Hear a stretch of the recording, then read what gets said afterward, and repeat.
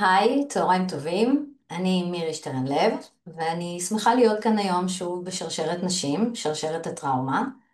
היום יש לי את הזכות המאוד גדולה לשוחח עם ענבל מיירום. ענבל ואני הכרנו לפני שנתיים, נכון? שנתיים וקצת, בריטריט בכרתים, ונדמה לי שאנחנו יכולות להגיד שאחרי פחות מ5 דקות הבנו שיש בינינו חיבור אמיתי. ב5 דקות הראשונות דיברנו על הכל, דיברנו על ספרות, דיברנו על האהבה שלנו לשירה, דיברנו על טראומה, דיברנו על ריפוי, על אובדן, על פריצת גבולות, ואני חושבת שמאותו רגע אחד הדברים שאני מאוד מודה עליהם זה על העובדה שאת במרחב החיים שלי, ענבל.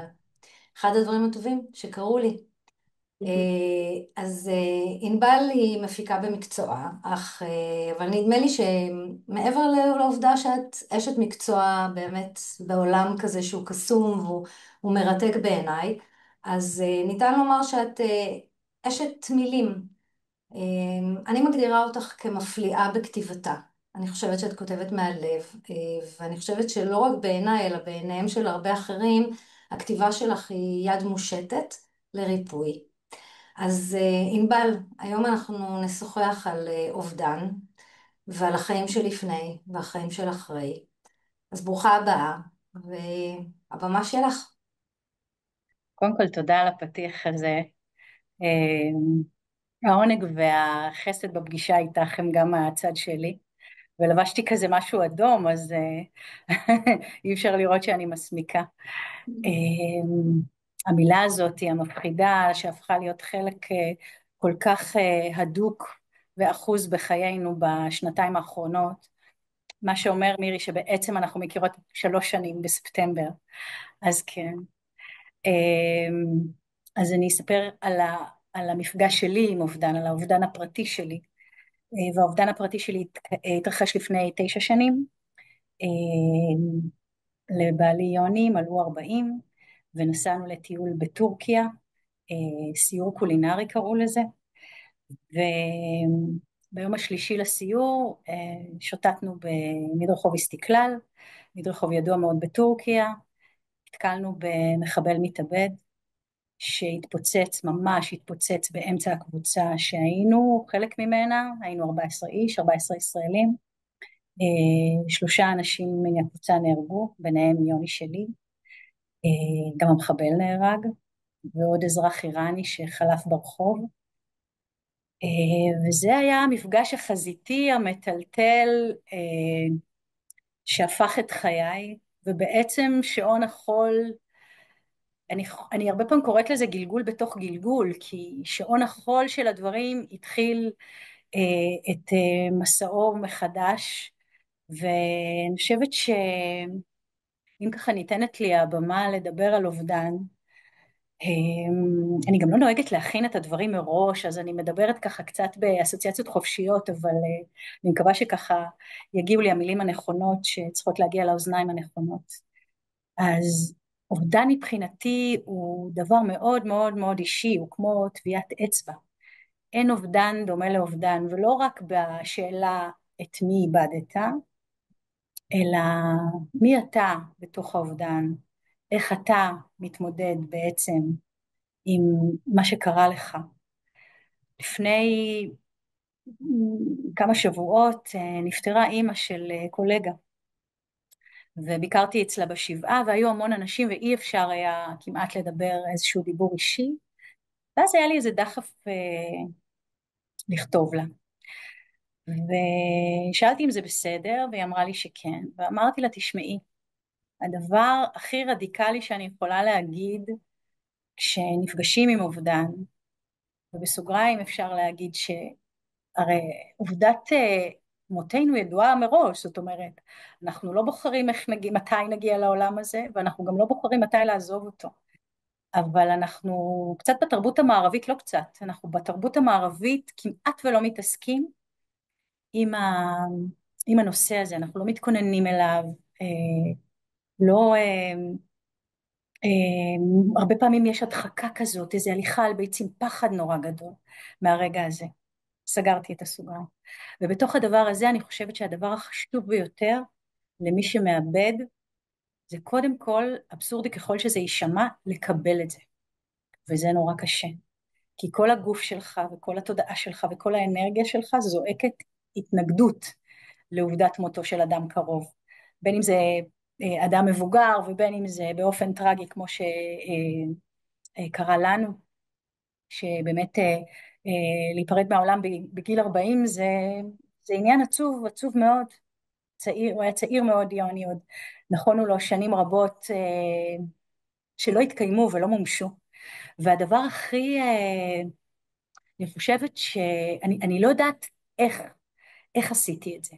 אז קשה לי לתת איזה עצה בעניין הזה, אבל חשוב לי להגיד, אני נפצעתי קשה בפיגוע באסתקלל, ואני חושבת שבגלל שהגוף שלי היה בכזה shut down, כי נפצעתי קשה ונאלצתי באמת ללמוד מחדש, ללכת, לנשום, לאכול, אה, לא יכולתי להתעסק עם עוד משהו. והיה בי הייתה בי איזושהי אינטואיציה מאוד מאוד עמוקה של אינני יודעת את מקורה ואני לא זיהיתי אותה, אבל ידעתי שהיא קיימת, של קבלה. פשוט לקבל. ואת זה כתבתי לקולגה שלי. הקבלה הזאת מפחיתה המון המון אנרגיה, וזו אנרגיה שתידרש להתמודדות היומיומית עם עובדת עינותו של מישהו שהיה ונכח בחיים. וזה הדבר הראשון. והדבר השני, זה ההבנה שגם הגיע לי באופן מאוד אינטואיטיבי ולא לא משום רקע שאני מגיעה ממנו או אמונה שאני באה ממנה, להבין שהקיום הוא אינסופי, שהפרק שלנו כאן על פני האדמה הוא קצוב, הוא לא נקבע על ידינו, אנחנו חלק מבריאה הרבה יותר גדולה, מתוכנית שאנחנו לא תמיד מבינים את פרטיה, שאנחנו לא יודעים לחקור בה ובמניעים שלה ולמה קורים דברים. אבל ברגע שאני מצרפת את שני האלמנטים האלה שהזכרתי, ברגע שאנחנו מקבלים ולא שואלים למה, ומצד שני, בעת ובעונה אחת מבינים שבעצם הקיום לא נפסק, שמי שעזב פה בגופו הפיזי את כדור הארץ שלנו, הוא עדיין נמצא באנרגיה שלו, ברוחו, בליווי שלנו אותו, בחלק שלו בנו. זה לא נפסק לעולם. ויש בזה, אני חושבת, איזושהי נחמה מסוימת. והתודעה לגבי זה, ההבנה לגבי זה, היא קרתה לי ככה, באבחה, כי בעצם כשהתפוצץ עלינו המחבל המתאבד, אה, מצאתי את עצמי שכובה על הרצפה. הסתכלתי לשמאלי וראיתי את יוני, אהוב ליבי, איש שחייתי איתו 13 שנה, שהקמתי איתו משפחה, שהיו לי איתו שני ילדים, שלא היו אז גדולים בשנים ההם, היה לי ילד בכיתה א' וילדה בכיתה ד', ו... והסבתי את פניי אליו, ופתאום בתדהמה גמורה ובאיזושהי פליאה אדירה, הבנתי שאני רואה משהו נשגב מאוד, שאני רואה את החיים עוזבים את גופו, שאני רואה את הנשמה שלו, הנשמה המתוקה שלו, עוזבת את הגוף שלו. זה היה רגע לא מפה, לא המציאות המוכרת לי, לא מה שהרגשתי אז, מה שראיתי אז, זה לא דבר שחזר אליי מאז, אבל זה רגע שאני זוכרת אותו היטב, הוא היה רגע שקט, כי בסוף הנשמות שמשתחררות מהגוף הן שקטות. אנחנו בני האדם שיש לנו את ההתנסויות האנושיות שלנו, נשארים פה לכאוב, להתמודד, לאסוף את השברים שלנו, לבנות לנו את המסלול שלנו מחדש.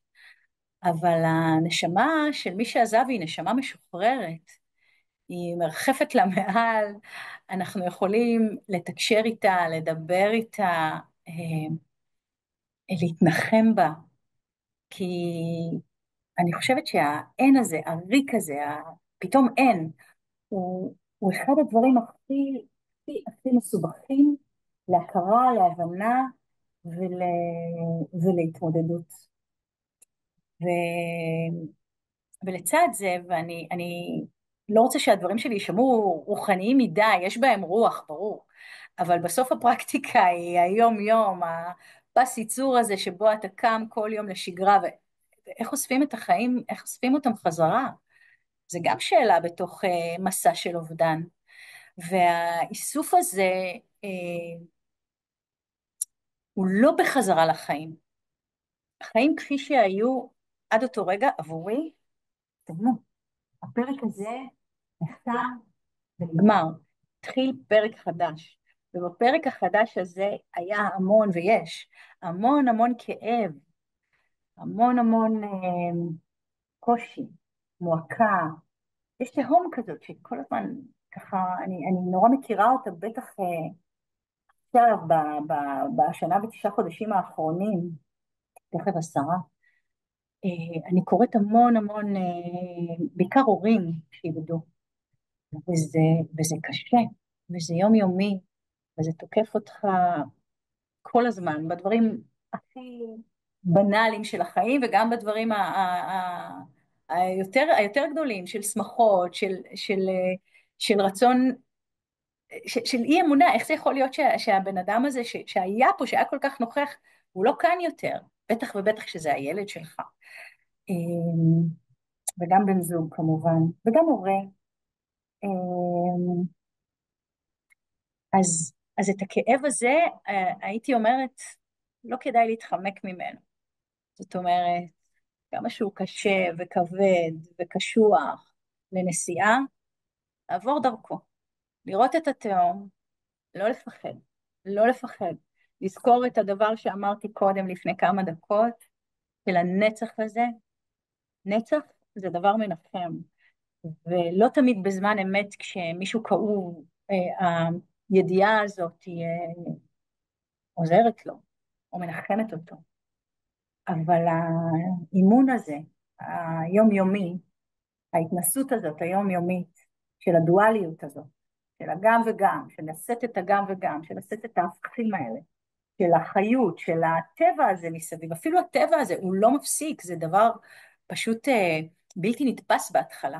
עונות השנה, החגים, הכל מתקדם קדימה, הילדים שגדלים, על הילדים רואים את זה הכי הרבה.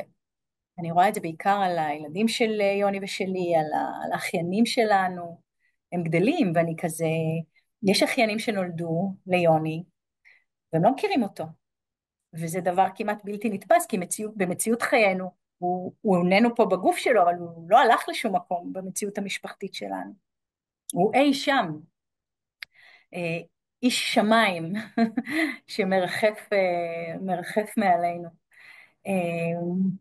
אז שלושת הדברים האלה אני חושבת הם העוגנים שלי, עד ש... עד שמגיע רגע שבעצם אם את רוצה לעצור אותי מירי, את ממש ממש מוזמנת. אני בסדר, אני אעצור אותך כשאני ארצה. אוקיי, אז האובדן יש בו איזה נפילה מחוץ לזמן, זה מושג שקראתי אצל דוד גרוסמן עוד לפני שאיבדתי ולא הבנתי אותו. נופל מחוץ לזמן זה ספר של דוד גרוסמן שאני נורא נורא אוהבת, ו... ולא הבנתי אותו, קראתי אותו והוא היה סתום בעיניי, הוא היה חידה, ואחרי שיוני מת אז חזרתי אליו, ואפילו הטרמינולוגיה של המוות, של האובדן, היא טרמינולוגיה שמאוד מאוד קשה לסגל אותה, אפילו לי, 9 שנים אחרי, להגיד את המילה זיכרונו לברכה, אני לא אומרת את זה, אני לא אומרת את זה. אני בשביל הידידותיות כלפי האחרים, אני אומרת מת, כי אין לי מילה אחרת במילון שלנו, של התקשורת, להגיד או לסמן את זה. אבל בהתחלה, להגיד מת, מה פתאום? מה פתאום? אנחנו אפילו יוני קבור יוני הוא קיבוצניק, הוא מקבוצת שילר, ובבתי הקברות הקיבוציים יש איזה, איך אני אגיד, שם הנצח יותר יפה, מאשר בתי הקברות העירוניים הגדולים, באמת הדחוסים, יש שם אנרגיה נורא נורא דחוסה בקיבוץ לא. בקיבוץ יש שמיים, יש ברושים, אנחנו עדיין, אנחנו קוראים לבית הקברות בקיבוץ הברושים, אין דבר כזה בית קברות, מה זה בית קברות? זה מין דבר זה, או מצבה, מה פתאום? אה, אז אני חושבת אני ככה הולכת בסמטאות עם עצמי כבר, אני לא בטוחה שאני זוכרת את הרעיון שהתחלתי ממנו, אבל אני כן אגיד שבתוך החיפוש החדש הזה של המילים ש, שאנחנו יכולים להזדהות איתם, יכולים להגות אותם, להגיד אותם בפה ולא להזדעזע כל הזמן. בתוך כל הדבר הזה, את הזכרת שירה, אז המילים היו לי לעוגן מאוד מאוד רציני ועמוק. תמיד אהבתי שירה, תמיד אהבתי לקרוא, שירה הייתה באמת איזה עולם פלאי כזה עבורי, אבל לא הקדשתי לזה, לא, זה לא היה יסוד ברגליים של השולחן שלי, של החיבור, של החיבור הפנימי. ופתאום שמתי לב שאנשים שמדברים יכולים נורא נורא נורא להציק לי, גם כשכוונתם טובה, וכוונתם של כולם היא טובה. אבל זה קשה, קשה לנחם, אולי כמעט בלתי אפשרי, קשה להיות, רק להיות, הדבר הזה של רק להיות עם מי שאיבד, רק להיות, בלי להגיד לו מה כדאי לו לעשות, איך כדאי לו להרגיש, איך כדאי לו לפעול, רק להיות, הדבר השקט הזה, הנוכחות השקטה הזאת, זה דבר שמעטים, מעטים, מעטים יודעים להעניק למי שאיבד. אני אגיד, אפילו אני, שאני מנוסה, כן, לפעמים בתקשורת עם אבלים, עם אנשים שאיבדו, לפעמים מתקשה להתכוונן, וזה לא כל כך בגללי כמו בגללם. זה מאוד מאוד קשה, זה ממש רגעי, איך שאתה מרגיש משתנה מרגע לרגע, זה ממש, כמו שתמיד אומרים במיינדפולנס, מרגע לרגע, אז באבל מרגע לרגע, אין דבר קבוע, זה כל הזמן משתנה. וזה עוד דבר שהייתי רוצה לזכור ולהזכיר, כשיש את הקושי, את הכובד, להחזיק את הידיעה שהרגע הבא יבוא ויכול להיות שתהיה בו הקלה. ואחרי שאתה נופל מחוץ לזמן, נופל נפילה, אה, אה, באמת, שאין מילים כמעט לתאר אותה, יש איזו יריעה דקה מאוד שאתה צועד עליה בעולם בהתחלה, שכל צעד לא נכון, שכל מילה לא נכונה, שכל מפגש לא נכון עם המציאות, מפיל אותך, לפעמים לשעה, לפעמים ליום, לפעמים ליותר. קשה לקום ככה בבוקר, קשה למצוא את הכוח, לא את האנרציה. בסוף אנשים קמים בבוקר, זה ברור, אבל לצאת אל החיים ובאמת להחזיר פנימה את החיות, להעז להגיד, לשמוח, אה, להסיח את הדעת, זה קשה, זה מלווה בעומס בלתי נתפס, באמת בלתי נתפס. ולצד הדבר הזה, השירה הייתה לי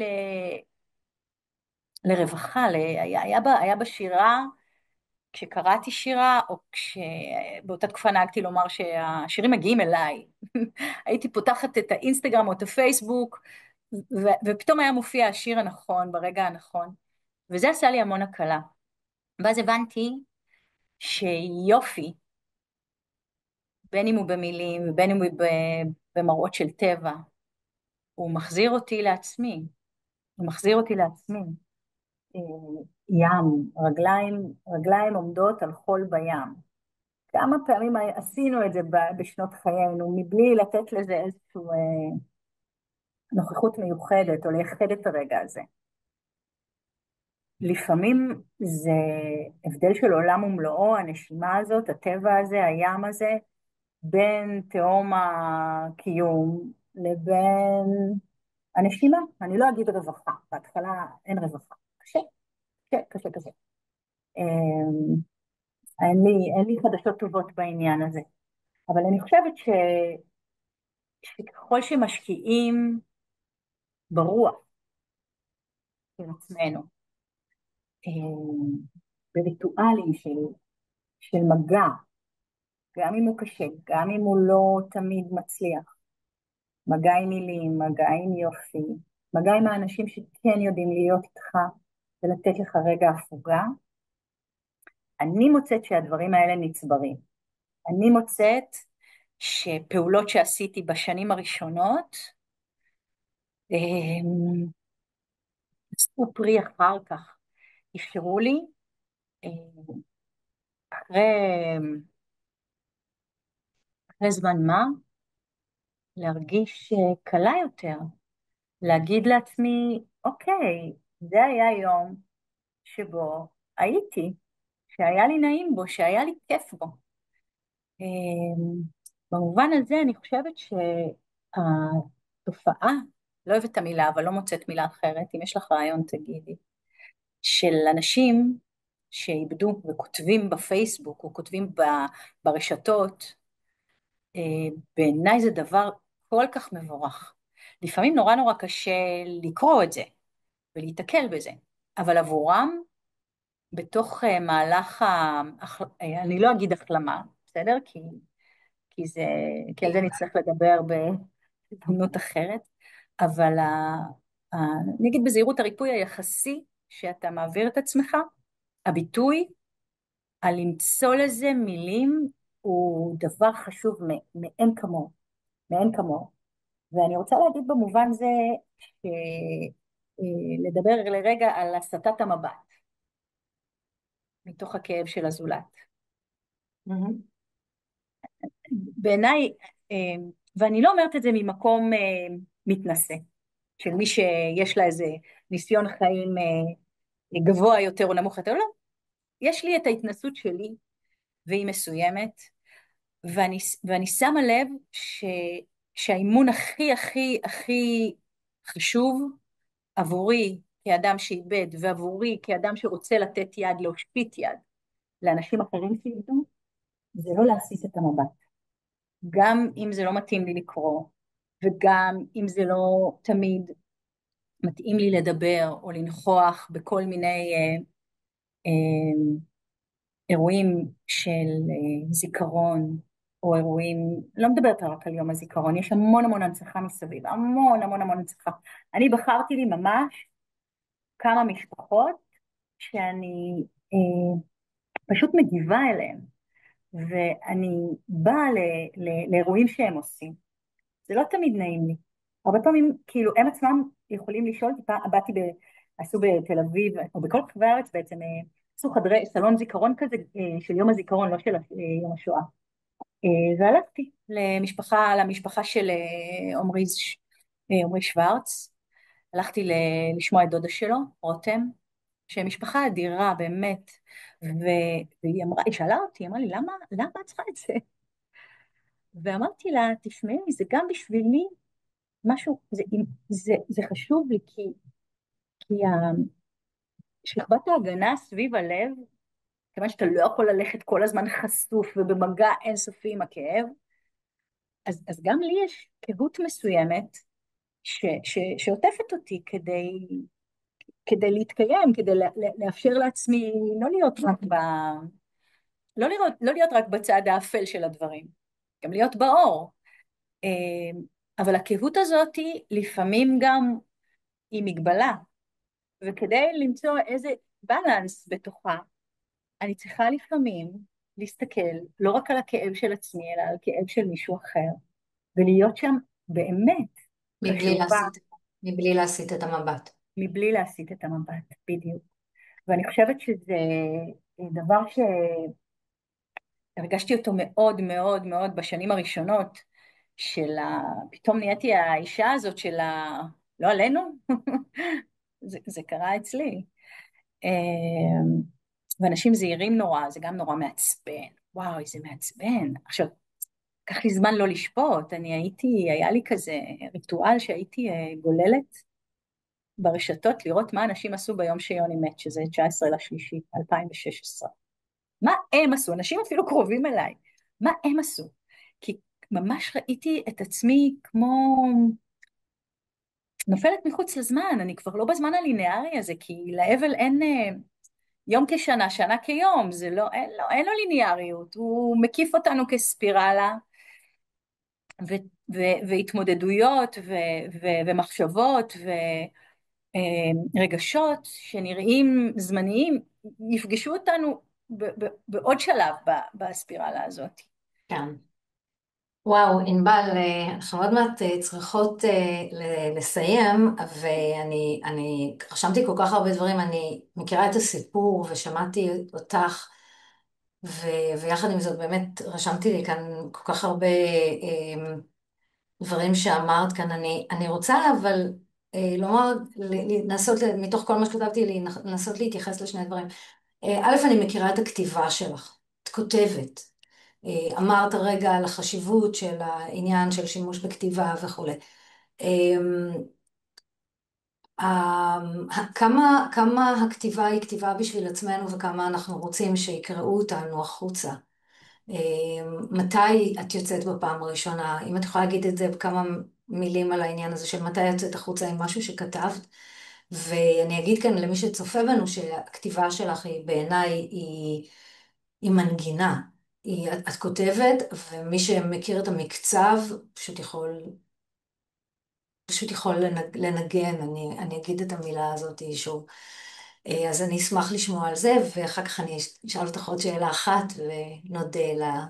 אז אני אגיד בקצרה ממש, לי לקח 5 שנים, הבשלתי לאט, ואז יצאנו לאיזשהו מסע של דרכון אמריקאי לילדים, כי יוני אמריקאי, ופתאום הבנתי במסע הזה שאני הולכת לספר דרך המסע הזה את כל מה שקרה, והתחלתי לכתוב. ואני חושבת שחלק מהלכתוב הזה זה גם ההכרה הזאת, המבט הזה, שהוא דרוש, הוא באמת באמת דרוש למי שאיבד. חייבת להיות משמעות לכל הדבר הזה, שמישהו יקשיב, שיהיה לזה הדהוד. כן.